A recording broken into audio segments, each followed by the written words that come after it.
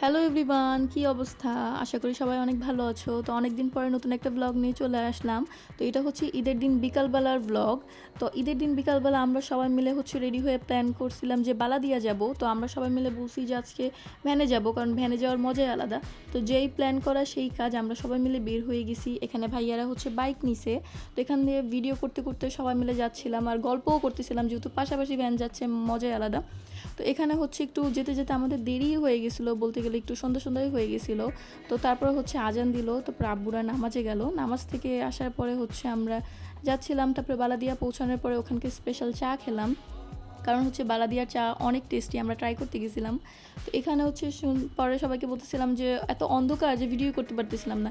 সবাইকে বললাম যে একটা ভিডিও করব, সবাই দিকে ফ্ল্যাশ অন করে ফেলছে, তো সবাই মিলে আমরা ভিডিও করতেছিলাম। তো তারপরে এখানে আমরা চা ফুচকা টুচকা খাওয়ার পরে আবার রওনা দিছি, কারণ রাত হয়ে গেছে।